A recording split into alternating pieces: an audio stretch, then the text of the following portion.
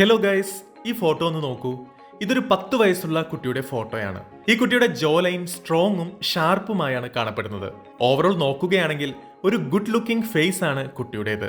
കുട്ടിക്ക് 10 വയസ്സുള്ളപ്പോഴായിരുന്നു ഈ ഫോട്ടോ എടുത്തത്. ഇനി 7 വർഷങ്ങൾക്ക് ശേഷമുള്ള ആ കുട്ടിയുടെ ഫോട്ടോ ഒന്ന് നോക്കാം. 17 വയസ്സിലെടുത്ത ഫോട്ടോ ആണിത്. ഈ ഫോട്ടോ നോക്കുമ്പോൾ നമുക്ക് മനസ്സിലാകും ഈ കുട്ടിയുടെ ജോ ലൈൻ കംപ്ലീറ്റ് ആയി മാറിയിരിക്കുകയാണ്. ഈ 2 ഫോട്ടോയിലും കാണുന്ന വ്യക്തി ഒരാളാണെങ്കിലും രണ്ടാമത്തെ ഫോട്ടോയേക്കാൾ ആദ്യ ഫോട്ടോയാണ് കൂടുതൽ നല്ലതെന്ന് കാണാം. ഇതിന് പിന്നിലുള്ള കാരണം ആ കുട്ടിയുടെ ജോ ലൈനാണ്. ജോ ലൈനിൽ വന്ന മാറ്റമാണ് ഫോട്ടോയിൽ കാണുന്ന വ്യത്യാസത്തിന് കാരണം. ജോ ലൈൻ എന്നത് ഒരു വ്യക്തിയുടെ അപ്പിയറൻസിൽ പ്രധാന ഘടകമാണ്. സോ ഇന്നത്തെ വീഡിയോയിൽ നമ്മുടെ അപ്പിയറൻസ് എങ്ങനെ അട്രാക്റ്റീവ് ആക്കാം എന്നതിനെ കുറിച്ചാണ് നോക്കാൻ പോകുന്നത്. വീഡിയോയിലേക്ക് പോകാം.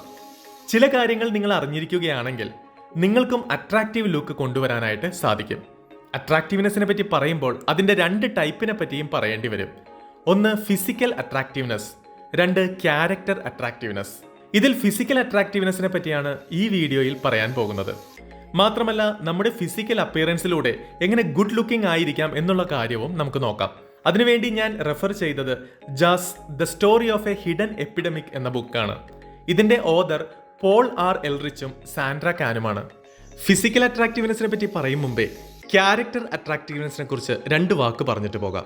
ഫിസിക്കൽ അട്രാക്റ്റീവ്നെസ് ഉണ്ടാക്കിയെടുക്കാൻ എന്തൊക്കെ ചെയ്യണമെന്ന് ഈ വീഡിയോ കണ്ടു കഴിയുമ്പോൾ നിങ്ങൾക്കൊരു ഏകദേശ രൂപം കിട്ടും. നിങ്ങളിൽ ചിലർക്ക് അത് സഹജമായി തോന്നിയേക്കാം, ചിലർക്ക് അല്പം പ്രയാസമുള്ളതായിട്ടും.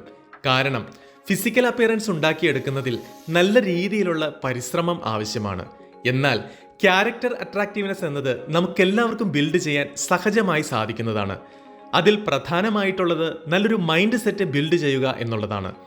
സോ എങ്ങനെ നമുക്ക് നല്ലൊരു പോസിറ്റീവ് മൈൻഡ് സെറ്റ് ഉണ്ടാക്കിയെടുക്കാം എന്നതിനെക്കുറിച്ച് ഈ വരുന്ന 7-ാം തീയതി രാത്രി 7:30 ഒരു സൗജന്യ വെബിനാർ സംഘടിപ്പിക്കുന്നുണ്ട്. നിങ്ങളുടെ ക്യാരക്ടറിനെ അട്രാക്റ്റീവ് ആക്കാനും പോസിറ്റീവ് മൈൻഡ് സെറ്റ് ഉണ്ടാക്കിയെടുക്കുവാനും വളരെ സഹായിക്കുന്ന ഈ സൗജന്യ വെബിനാറിൽ ക്ലാസുകൾ നയിക്കുന്നത് ഈ മേഖലയിലെ പ്രശസ്ത വ്യക്തികളാണ്. അബിൻസ് ട്രാൻസ്ഫോർമേഷന്റെ ഫൗണ്ടർ ആയിട്ടുള്ള ശ്രീ അബിൻ അബ്ദുൾ റഹ്മാനും ടൈം ഫോർ ഗ്രേറ്റ്നസിൽ നിന്നും ശ്രീ അക്ഷയും ചേർന്ന് നയിക്കുന്ന ഈ വെബിനാറിൽ പങ്കെടുക്കുന്നതിലൂടെ 1000 രൂപ വിലയുള്ള ഈ ബുക്ക് സൗജന്യമായി നിങ്ങൾക്ക് ലഭിക്കുന്നതാണ്. സോ ഈ സുവർണാവസരം നഷ്ടപ്പെടുത്താതിരിക്കുക. വെബിനാറിൽ ജോയിൻ ചെയ്യുന്നതിന് വേണ്ടിയുള്ള ലിങ്ക് ഡിസ്ക്രിപ്ഷനിലും പിൻ കമന്റിലും കൊടുത്തിട്ടുണ്ട്. ഇനി നമുക്ക് വീഡിയോയിലേക്ക് തിരിച്ചു വരാം. പുസ്തകത്തിൽ പറഞ്ഞിരിക്കുന്ന കഥ എന്നത് ഒരു 10 വയസ്സുള്ള കുട്ടി ഒരു എലിയെ വളർത്താൻ ആരംഭിച്ചു. ആ എലിയാണെങ്കിൽ എപ്പോഴും ആ കുട്ടിയുടെ കൂടെ തന്നെ ഉണ്ടാകും. പക്ഷേ ആ കുട്ടിക്ക് അറിയില്ലായിരുന്നു എലിയുടെ രോമങ്ങൾ അവന് അലർജി ഉണ്ടാക്കുന്നുണ്ടെന്ന്. അലർജിയുടെ ഫലമായി മൂക്കടപ്പ് സാധാരണയായി തീർന്നു. മൂക്കിലൂടെ ശ്വസനം സാധ്യമാകാത്തതുകൊണ്ട് അത് വായിലൂടെയാക്കി. അതുകൊണ്ട് തന്നെ കുട്ടിയുടെ വായ് എപ്പോഴും തുറന്നു തന്നെ ഇരിക്കുമായിരുന്നു. ഇങ്ങനെയുള്ള വ്യക്തികളെ ഓഥർ സൂചിപ്പിച്ചിരിക്കുന്നത് ദ മൗത്ത് ബ്രീത്തർ എന്നാണ്. മൗത്ത് ബ്രീത്തിങ് എന്നത് ഒരു വ്യക്തിയുടെ അട്രാക്റ്റീവ്നെസ് കുറയ്ക്കാൻ പ്രധാന കാരണമാണ്. അതുകൊണ്ട് തന്നെ ഈ സ്വഭാവം ഇല്ലാതാക്കുക എന്നത് ആദ്യമായി ചെയ്യേണ്ട കാര്യമാണ്. ഒരു വ്യക്തി വായിലൂടെ ശ്വാസം എടുക്കുമ്പോൾ ചൂടുള്ളതും ഫിൽറ്റേഡുമായ വായുവിന് പകരം തണുത്തതും ഡ്രൈ ആയതുമായ വായുവാണ് ഉള്ളിലേക്ക് പോകുന്നത്. ഇത് സൈനസ് ഉള്ളവരിൽ പ്രശ്നം രൂക്ഷമാക്കിയേക്കാം. മാത്രമല്ല ദന്തരോഗങ്ങൾക്കും ഇത് ഇടയാക്കും. ഇത് നിങ്ങളുടെ ഹെൽത്തിനെ മാത്രമല്ല അട്രാക്റ്റീവ്നെസ്സിനെയും സാരമായി ബാധിച്ചേക്കും. ധാരാളം ആളുകൾ ഉറങ്ങുമ്പോൾ മൗത്ത് ബ്രീത്തിങ് ചെയ്യുന്നതായി കണ്ടുവരുന്നുണ്ട്. എന്നാൽ അതിലൂടെ നമ്മുടെ ശരീരത്തിന് ആവശ്യമായ ഓക്സിജൻ ലഭിക്കാത്ത ഒരു അവസ്ഥ വരുന്നു. മാത്രമല്ല ശരീരത്തിൽ നിന്നും കാർബൺ ഡൈ ഓക്സൈഡ് പുറത്തേക്ക് പോകുന്നതിലും തടസ്സം നേരിട്ടേക്കാം. അതുകൊണ്ട് തന്നെ 8 മുതൽ 9 മണിക്കൂർ ഉറങ്ങുന്ന വ്യക്തിയാണെങ്കിൽ പോലും അവർക്ക് എപ്പോഴും ഒരു ടയേർഡ് ഫീലിംഗ് അനുഭവപ്പെടും. എൻ്റെ ഒരു പേഴ്സണൽ എക്സ്പീരിയൻസ് ഞാനിവിടെ ഷെയർ ചെയ്യാം. ഒരിക്കൽ ഞാൻ ടൂർ പോയപ്പോൾ ക്ലൈമറ്റ് ചേഞ്ച് കാരണം ജലദോഷം പിടിച്ചതുകൊണ്ട് മൂക്കിലൂടെ ശ്വസനം നടത്താനാകാത്ത അവസ്ഥയായി. നൈറ്റ് ഫുൾ മൗത്ത് ബ്രീത്തിങ് ആയിരുന്നതുകൊണ്ട് 9 മണിക്കൂർ ഉറങ്ങിയിട്ട് പോലും അടുത്ത ദിവസവും വളരെ ടയേർഡ് ഫീലിംഗ് ആയിരുന്നു. അതുകൊണ്ട് തന്നെ ആ ടൂർ എനിക്കൊട്ടും എൻജോയ് ചെയ്യാനും കഴിഞ്ഞില്ല. ഗൈസ്, നമ്മുടെ മൂക്ക് എന്നത് ശരീരത്തിന്റെ പ്രൈമറി ബ്രീത്തിങ് സോഴ്സ് ആണ്. ഇൻ കേസ് ജലദോഷമൊക്കെ വന്ന് മൂക്കടപ്പാണെങ്കിൽ മാത്രം വായിലൂടെ ബ്രീത്തിങ് ചെയ്യാം. അല്ലാതെ ഒരിക്കലും വായ് നമ്മുടെ പ്രൈമറി ബ്രീത്തിങ് സോഴ്സ് ആക്കരുത്. ഫോർ എക്സാമ്പിൾ, ഇപ്പോൾ നിങ്ങൾ കാണുന്നതാണ് മ്യൂക്കസ്, നമ്മുടെ മൂക്കിനുള്ളിൽ കാണപ്പെടുന്ന ചെറിയ രോമങ്ങൾ. ശ്വസിക്കുമ്പോൾ അകത്തേക്കെടുക്കുന്ന വായു ഫിൽട്ടർ ചെയ്യുക എന്നതാണ് ഇതിന്റെ കർത്തവ്യം. ലങ്സിലേക്ക് ഡസ്റ്റ് എത്തിച്ചേരാതെ നോക്കാനും ഇവ സഹായിക്കും. ഇൻ കേസ് നിങ്ങൾ വായിലൂടെയാണ് ശ്വസിക്കുന്നതെങ്കിൽ ആ ഫിൽറ്റർ സപ്പോർട്ട് ഇല്ലാത്തതുകൊണ്ട് ശരീരത്തിലേക്ക് ഹാനികരമായ വസ്തുക്കൾ എത്തിച്ചേർന്നേക്കാം. അത് മാത്രമല്ല, അപ്പിയറൻസിനെ നോക്കുകയാണെങ്കിൽ മൗത്ത് ബ്രീത്തിങ് നമ്മുടെ ജോ ലൈനെ ഡയറക്റ്റ് ആയി ബാധിക്കും. ഇത് നമ്മുടെ ഫേസ് അട്രാക്റ്റീവ്നെസ് കുറയ്ക്കാനും കാരണമാകും. അതുകൊണ്ട് നിങ്ങളുടെ ഫേസ് അട്രാക്ഷൻ വർദ്ധിപ്പിക്കാൻ ആദ്യമായി ചെയ്യേണ്ടത് മൗത്ത് ബ്രീത്തിങ് ഒഴിവാക്കുക എന്നതാണ്. എന്നാൽ ചിലർക്ക് ഇത് കൺട്രോൾ ചെയ്യുക എന്നത് ബുദ്ധിമുട്ടേറിയ കാര്യമാണ്. ഉറക്കത്തിൽ അവർ പോലും അറിയാതെ മൗത്ത് ബ്രീത്തിങ്ങിൽ ഏർപ്പെടുന്നു. ഇത് കൺട്രോൾ ചെയ്യാനുള്ള ഒരു മാർഗം എന്നത് ഉറങ്ങുന്നതിന് തൊട്ട് മുമ്പ് നിങ്ങളുടെ വായ് ഒരു ടേപ്പ് ഉപയോഗിച്ച് ഒട്ടിക്കാം. ഇങ്ങനെ ചെയ്യുന്നതിലൂടെ ഓട്ടോമാറ്റിക്കായി നിങ്ങൾ മൂക്കിലൂടെ തന്നെ ശ്വസിക്കും. അടുത്തതായി നമ്മൾ നോക്കാൻ പോകുന്ന ഹാബിറ്റ് മ്യൂവിങ്. ഈ ഫോട്ടോയിൽ കാണുന്ന ഇരട്ടകൾ നോക്കൂ. ഇവരിൽ ഒരാളുടെ പേര് ബെൻ, മറ്റേയാൾ ക്വിന്റിൻ. ഇതിൽ ബെന്നിന്റെ ഫേസ് നോക്കിയാൽ അത്ര അട്രാക്റ്റീവായി തോന്നില്ല.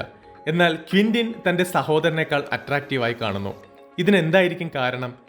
രണ്ടുപേരും ട്വിൻസ് ആണ്, ജനറ്റിക്കും സെയിം ആയിരിക്കും. ബുക്കിന്റെ ഓതർ ഇവർ തമ്മിലുള്ള ഡിഫറൻസിന്റെ കാര്യം പറയുകയാണ്. ബെൻ ഒരു ട്രഡീഷണൽ ഓർത്തോഡോണ്ടിസ്റ്റ് ട്രീറ്റ്മെന്റ് ചെയ്തിരുന്നു. അതേസമയം ക്വിന്റിന്റെ ഡോക്ടർ ഓർത്തോട്രോപിക് ട്രീറ്റ്മെന്റ് ആണ് ചെയ്തത്. ഈ രണ്ട് ട്രീറ്റ്മെന്റിന്റെയും ഉദ്ദേശം എന്നത് ഫേസിലെ സ്ട്രക്ചർ ഇംപ്രൂവ് ചെയ്യിക്കലാണ്. ഓർത്തോഡോണ്ടിസ്റ്റ് ട്രീറ്റ്മെന്റിൽ മുഖത്തിന്റെ സ്ട്രക്ചർ ബെറ്റർ ആക്കാനായി വായിൽ ബ്രേസസ് ഇട്ട് കൊടുക്കും. അതേസമയം ഓർത്തോട്രോപിക് ട്രീറ്റ്മെന്റിൽ മുഖത്തിലെ പേശികൾക്ക് ആവശ്യമായ ട്രെയിനിങ് ആണ് കൊടുക്കുക. അതിലൂടെ നമ്മുടെ ജോ ലൈൻ നാച്ചുറലായി ഡെവലപ്പ് ചെയ്യാൻ സാധിക്കും. ഇനി ഈ ഫോട്ടോ നോക്കൂ. രണ്ടുപേരും ഐഡന്റിക്കൽ ട്വിൻസ് ആണ്. വയസ്സ് 8. രണ്ടുപേർക്കും ആ പ്രായത്തിൽ ജോ ലൈൻ സിമിലർ ആണ്.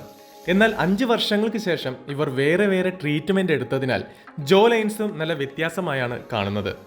സിമ്പിളായി പറയുകയാണെങ്കിൽ ഓർത്തോട്രോപിക് ട്രീറ്റ്മെന്റിൽ നിങ്ങളുടെ അപ്പർ ജോയും ലോവർ ജോയും മുന്നോട്ട് ഗ്രോ ചെയ്യിക്കുന്നതിനുള്ള മാർഗമാണ് അവലംബിക്കുന്നത്.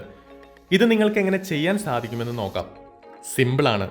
നിങ്ങളുടെ നാക്ക് 4 മുതൽ 8 മണിക്കൂറോളം അപ്പർ ജോയുമായി ടച്ച് ചെയ്ത് വെക്കണം. അതിലൂടെ നിങ്ങളുടെ മുഖത്തെ മാക്സില്ല എന്ന് വിളിക്കുന്ന ഭാഗത്ത് ഫോഴ്സ് നൽകുകയാണ്. ഈ നൽകുന്ന ഫോഴ്സിലൂടെ നമ്മുടെ അപ്പർ ജോ ലൈൻ മുന്നോട്ട് വളരാൻ ആരംഭിക്കും. മറിച്ച് താങ്കളുടെ നാക്കിന്റെ വെയിറ്റ് ലോവർ ജോയിൽ തന്നെ ആണെങ്കിൽ താടിയും താഴേക്ക് തൂങ്ങാൻ തുടങ്ങും. സോ ഈ എക്സർസൈസ് ചെയ്യുന്നതിലൂടെ നിങ്ങളുടെ ജോ ലൈൻ നാച്ചുറലായി അട്രാക്റ്റീവ് ആക്കാം. 1966 ഡോക്ടർ ജോൺ മ്യൂ ആണ് ഈ കൺസെപ്റ്റ് കൊണ്ടുവന്നത്. അതുകൊണ്ടാണ് ഈ പ്രോസസ് മ്യൂയിങ് എന്ന പേരിൽ അറിയപ്പെടുന്നത്. ഇന്നിത് വളരെ പ്രശസ്തമായ ഒരു ടെക്നിക്കായി മാറിയിരിക്കുകയാണ്. ഈ ടെക്നിക്കിലൂടെ നിരവധി പേർ തങ്ങളുടെ മുഖത്തിന്റെ സ്ട്രക്ചർ ഇംപ്രൂവ് ചെയ്ത് ആകർഷണീയമാക്കി മാറ്റിയിട്ടുണ്ട്. അതിനെപ്പറ്റിയുള്ള വീഡിയോസ് യൂട്യൂബിൽ അവൈലബിൾ ആണ്. നിങ്ങൾക്കും സെർച്ച് ചെയ്ത് നോക്കാവുന്നതാണ്. ഫോർ എക്സാമ്പിൾ, ആസ്ട്രോസ്കൈ എന്ന ഈ യൂട്യൂബറുടെ ഫേസ് നോക്കൂ. 16 വയസ്സിലാണ് ഇദ്ദേഹം തന്റെ യൂട്യൂബ് ചാനലിൽ വീഡിയോസ് അപ്ലോഡ് ചെയ്ത് തുടങ്ങിയത്. ഇപ്പോൾ ആ പയ്യന്റെ ഫേസ് എത്രമാത്രം ചേഞ്ച് ആയെന്ന് നോക്കൂ. ഇതിന് കാരണമായി അദ്ദേഹം പറയുന്നത് ഡെയിലി മ്യൂവിങ് എന്ന ഈ പ്രാക്ടീസ് അദ്ദേഹം ചെയ്യാറുണ്ടായിരുന്നു എന്നാണ്. മ്യൂയിങ് എന്ന പ്രാക്ടീസാണ് ഈ ഒരു അട്രാക്റ്റീവ് ഫേസ് അദ്ദേഹത്തിന് നൽകിയത്. സോ മ്യൂയിങ് ചെയ്യുന്നതിലൂടെ നിങ്ങളുടെ അട്രാക്റ്റീവ്നെസ്സും വർദ്ധിക്കും. വീഡിയോയിൽ നമ്മൾ മൂന്നാമതായി അറിയാൻ പോകുന്ന ഹാബിറ്റ് ച്യൂ ഹാർഡർ ഫുഡ്സ്. 1939 അമേരിക്കയിലെ ഡെന്റിസ്റ്റ് ആയിരുന്ന ഡോക്ടർ വെസ്റ്റൺ പ്രൈസ് എഴുതിയ ന്യൂട്രീഷൻ ആൻഡ് ഫിസിക്കൽ ഡീജനറേഷൻ എന്ന പുസ്തകത്തിൽ വളരെ ഇൻട്രസ്റ്റിംഗ് ആയ ഒരു സ്റ്റഡി പബ്ലിഷ് ചെയ്തിരുന്നു. ആ സ്റ്റഡി പ്രകാരമായിരുന്നു ഒരു ട്വിൻ ബ്രദേഴ്സിനെ സെലക്ട് ചെയ്ത് അവരിൽ ഒരാളെ ഒരു ഹോട്ടലിലും മറ്റേയാളെ ഒരു ഗ്രാമത്തിലും താമസിപ്പിച്ചു. അവരവരുടെ താമസ സ്ഥലങ്ങളിൽ ലഭ്യമായ ഭക്ഷണം കഴിക്കാനും അവരോട് നിർദ്ദേശിച്ചു. ഹോട്ടലിൽ താമസമാക്കിയ ആൾ കഴിച്ചിരുന്നത് കൂൾ ഡ്രിങ്ക്സ്, ബർഗർ, സാൻഡ്വിച്ച് തുടങ്ങിയ ഭക്ഷണങ്ങളായിരുന്നു. അതേസമയം ഗ്രാമത്തിൽ താമസിച്ചിരുന്ന ആൾക്ക് നൽകിയിരുന്നത് പച്ചക്കറികളും പഴങ്ങളും ഇറച്ചിയും അടങ്ങിയ ഹാർഡ് ടൈപ്പ് ഭക്ഷണമായിരുന്നു. റിസർച്ചേഴ്സ് ഇവരിൽ സംഭവിക്കുന്ന മാറ്റങ്ങൾ നിരീക്ഷിക്കുന്നുണ്ടായിരുന്നു. റിസർച്ചിന് അവസാനമെടുത്ത ഇരട്ട സഹോദരങ്ങളുടെ ഫോട്ടോ ആണിത്. ഇതിൽ ലെഫ്റ്റ് സൈഡിൽ നിൽക്കുന്ന സഹോദരന്റെ ഫേസ് അത്ര അട്രാക്റ്റീവായി തോന്നുന്നില്ല. കാരണം അയാൾ കഴിച്ചിരുന്നത് സോഫ്റ്റ് ടൈപ്പ് ഫുഡായിരുന്നു. അതേസമയം റൈറ്റ് സൈഡിൽ നിൽക്കുന്ന വ്യക്തി കൂടുതൽ അട്രാക്റ്റീവായി കാണാം. കാരണം അദ്ദേഹം കഴിച്ചിരുന്നത് ഹാർഡ് ടൈപ്പ് ഫുഡായിരുന്നു. ഈ വ്യത്യാസത്തിന്റെ കാരണം നോക്കിയാൽ ഇന്ന് അവൈലബിൾ ആയിട്ടുള്ള മോഡേൺ ടൈപ്പ് ഫുഡ് നമ്മുടെ ഫേസിലെ മസിൽസിനെ താഴേക്ക് കൊണ്ടുപോകാൻ സഹായിക്കുന്നതാണ്. പണ്ടത്തെ കാലത്ത് മനുഷ്യർ മൃഗങ്ങളെ വേട്ടയാടിയും കായ്കനികൾ ഭക്ഷിച്ചുമാണ് ജീവിച്ചിരുന്നത്. ആ ഭക്ഷണങ്ങളെല്ലാം ഹാർഡ് ടൈപ്പ് ഫുഡിന്റെ ഗണത്തിൽപ്പെടുന്നവയാണ്. കാലഘട്ടങ്ങളിൽ സംഭവിച്ച മാറ്റം നമ്മളെ ആ പഴയ ഭക്ഷണക്രമങ്ങളിൽ നിന്നും അകറ്റി. അത് നമ്മുടെ ഫേസിന്റെ സ്ട്രക്ചറിനെയും കാര്യമായി തന്നെ ബാധിച്ചിട്ടുണ്ട്. സോ സോഫ്റ്റായ ഭക്ഷണത്തിനുപരി ചവച്ചരച്ച് കഴിക്കേണ്ട ഹാർഡ് ടൈപ്പ് ഫുഡ് തന്നെയാണ് നല്ലത്. നാലാമതായി നമ്മൾ നോക്കുന്ന habit bite and suck inside your cheeks slightly. ഒരാളുടെ അപ്പിയറൻസ് എന്ന് പറയുമ്പോൾ അതിൽ ഫേഷ്യൽ സ്ട്രക്ചർ പ്രധാനപ്പെട്ട ഒരു ഘടകമാണ്. അതിൽ തന്നെ പ്രധാനം ജോ ലൈൻസും ചീക്ക് ബോൺസുമാണ്. ചില ആളുകളിൽ ഈ ആകൃതി നാച്ചുറലായി ഭംഗിയുള്ളത് ലഭിക്കാറുണ്ട്. ചിലരിൽ ഈ ജോ ലൈൻ ശരിയായ രീതിയിൽ ഡെവലപ്പ് ആകാറില്ല. അങ്ങനെയുള്ളവർ ചെയ്യേണ്ടത് എന്തെന്നാൽ അവരുടെ ബോഡി എപ്പോഴും ഫിറ്റായി വെക്കുന്നതിൽ ശ്രദ്ധിക്കുക. മറ്റൊരു സിമ്പിളായ ട്രിക്ക് എന്നത് ഈ വീഡിയോയിൽ കാണിക്കുന്നത് പോലെ നിങ്ങൾ നിങ്ങളുടെ കവിളുകൾ ചെറുതായി കടിച്ച് അതിനെ ഉള്ളിലേക്ക് സക്ക് ചെയ്യുക. അതിലൂടെ നിങ്ങളുടെ മുഖത്തിലെ ഫാറ്റ് കുറയുകയും മുഖത്തിന്റെ അട്രാക്റ്റീവ്നെസ് കൂടാനും സഹായിക്കും. ഫാഷൻ മേഖലകളിൽ ഭൂരിഭാഗം മോഡൽസും ഫോളോ ചെയ്യുന്ന ഒരു ട്രിക്കാണിത്. ഫോട്ടോഷൂട്ട് ചെയ്യുമ്പോൾ അവർ സ്ഥിരമായി പിന്തുടരുന്ന ഒരു രീതിയാണിത്. അതിലൂടെ അവരുടെ അട്രാക്റ്റീവ്നെസ് വർദ്ധിച്ച് കാണപ്പെടും. വീഡിയോയിൽ നമ്മൾ 5ാമതായി കാണാൻ പോകുന്ന habit create illusion of a symmetrical face. Taj Mahal നമുക്ക് മനോഹരമായി കാണപ്പെടാൻ നിരവധി കാരണങ്ങളുണ്ട്. അതിൽ പ്രധാനപ്പെട്ട ഒരു കാരണം അതിന്റെ ആകൃതിയാണ്. സിമ്മട്രിക്കൽ ആകൃതിയിലാണ് താജ്മഹൽ. ആളുകൾക്കെല്ലാം പെട്ടെന്ന് ഇഷ്ടമാകുന്ന ആകൃതികളിലൊന്നാണ് സിമ്മട്രി. അത് നിങ്ങളുടെ മുഖത്തിന്റെ കാര്യത്തിലും ആപ്ലിക്കബിൾ ആണ്. എത്രമാത്രം നിങ്ങളുടെ ഫേസ് സിമ്മട്രിക്കൽ ആകൃതിയിൽ കാണപ്പെടുന്നോ അത്രയും നിങ്ങൾ അട്രാക്റ്റീവായി കാണപ്പെടും. അതായത് നിങ്ങളുടെ ഫേസിന്റെ റൈറ്റ് സൈഡും ലെഫ്റ്റ് സൈഡും എത്രമാത്രം സെയിം ആയി കാണപ്പെടുന്നോ അത്രയും നിങ്ങളുടെ ഫേസ് അട്രാക്റ്റീവും ഭംഗിയുള്ളതുമായി കാണപ്പെടും. അഥവാ ഫേസിന്റെ 2 സൈഡും അണീവൺ ആണെങ്കിൽ ഫേസിലെ അട്രാക്റ്റീവ്നെസ് കുറയ്ക്കാൻ അത് കാരണമാകും. അതിനുവേണ്ടി നിങ്ങൾക്ക് ചെയ്യാൻ കഴിയുന്നത് താടി അധികമായി വളർത്തി അതിനെ ശരിയായ രീതിയിൽ ഷേപ്പ് ചെയ്യുക. അതിലൂടെ മുഖം സിമ്മട്രിക്കായി കാണപ്പെടും. ഗേൾസ് ആണെങ്കിൽ അവർ ചെയ്യുന്ന മേക്കപ്പ്, ഐ ലാഷസ് ഇടുന്നതിലൂടെ അവരുടെ ഫേസ് സിമ്മട്രിക്കായി കാണപ്പെടും. സോ മറ്റുള്ളവരുടെ മുന്നിൽ അവർ അട്രാക്റ്റീവായി തോന്നും. അതുപോലെ നിങ്ങൾ ആണുങ്ങളും താടി ഷേപ്പ് ചെയ്യുന്നതിലൂടെ ഫേസ് സിമ്മട്രിക്കായി അട്രാക്റ്റീവ്നെസ് വർദ്ധിപ്പിക്കാൻ സാധിക്കും. ഈ വീഡിയോയിൽ 6ാമതായി നോക്കാൻ പോകുന്ന habit increase your blood flow. ആദ്യമായി എക്സസൈസ് ചെയ്യാൻ തുടങ്ങുമ്പോഴും ജിമ്മിൽ പോകുമ്പോഴും നിങ്ങൾക്ക് ബുദ്ധിമുട്ടായി തോന്നാറുണ്ട്. എന്നാൽ അല്പ ദിവസങ്ങൾക്ക് ശേഷം നിങ്ങൾക്കതിൻ്റെ നല്ല വശങ്ങൾ കണ്ടു തുടങ്ങാൻ സാധിക്കും. ഒരു നല്ല വർക്കൗട്ട് കഴിഞ്ഞ ശേഷം നമ്മൾ ഹാപ്പിയായി ഫീൽ ചെയ്തു തുടങ്ങും. അതിന് കാരണം എക്സസൈസ് ചെയ്യുമ്പോൾ നമ്മുടെ ബോഡിയിലെ ബ്ലഡ് ഫ്ലോ അധികമായിരിക്കും. അതിലൂടെ ശരീരത്തിലെ സ്ട്രെസ് ഹോർമോൺസിന്റെ അളവ് കുറയാൻ തുടങ്ങും. അതുകൂടാതെ ആ സമയത്ത് ഹാപ്പി ഹോർമോണായ സെറോട്ടോണിന്റെ അളവും കൂടുതലായിരിക്കും. അതുമൂലം നിങ്ങൾ ഫ്രഷായും ഹാപ്പിയായും ഫീൽ ചെയ്യും. ഈ ഫീൽ നിങ്ങളെ കൂടുതൽ അട്രാക്റ്റീവായി കാണപ്പെടാൻ സഹായിക്കും. ഈ വീഡിയോയിലെ 7ാമത്തേതും അവസാനത്തേതുമായ point always be hygienic and presentable. അഥവാ നിങ്ങൾ ജിമ്മിൽ വർക്കൗട്ടിന് ശേഷം നേരെ ആരെങ്കിലും മീറ്റ് ചെയ്യാൻ പോകുകയാണെങ്കിൽ ശരീരത്തിൽ നിന്നും ദുർഗന്ധം വമിക്കുമെന്നുറപ്പാണ്. അത് മറ്റുള്ളവർക്ക് നിങ്ങളുടെ മേൽ ഒരു മോശം ഒപ്പീനിയൻ ഉണ്ടാക്കാൻ സാധ്യതയേറെയാണ്. ഇത് നിങ്ങളെ അൺഅട്രാക്റ്റീവായി കരുതപ്പെടാൻ വഴിയൊരുക്കും. അതുകൊണ്ട് നിങ്ങൾ സ്വയം എപ്പോഴും ഒരു പ്രസന്റബിൾ വ്യക്തിയായിരിക്കാൻ ശ്രദ്ധിക്കണം. അതായത് വൃത്തിയായി നല്ല പെർഫ്യൂംസ് ഉപയോഗിച്ച് നല്ല വസ്ത്രങ്ങൾ ധരിച്ച് സ്വയം പ്രസന്റബിൾ വ്യക്തിയായി കാണപ്പെടണം. വസ്ത്രങ്ങൾ എന്ന് പറയുമ്പോൾ വില കൂടിയ വസ്ത്രങ്ങളാകണം എന്നില്ല. ധരിക്കുന്ന വസ്ത്രം അയൺ ചെയ്ത് വൃത്തിയായി ധരിക്കാൻ ശ്രദ്ധിക്കുക. ഇത് നിങ്ങൾക്കൊരു പ്രസന്റബിൾ ലുക്ക് ഉണ്ടാക്കാൻ സഹായിക്കും. സോ ഈ വീഡിയോയിൽ പറഞ്ഞ ഹാബിറ്റ്സ് ഫോളോ ചെയ്യുന്നതിലൂടെ നിങ്ങൾ മറ്റുള്ളവർക്ക് മുന്നിൽ അട്രാക്റ്റീവായി കാണപ്പെടും. വീഡിയോയുടെ തുടക്കത്തിൽ പറഞ്ഞിരുന്നത് പോലെ ഫിസിക്കൽ അട്രാക്റ്റീവ്നെസ്സിനെ പറ്റി മാത്രമാണ് ഇന്നത്തെ വീഡിയോയിൽ വിശദീകരിച്ചത്.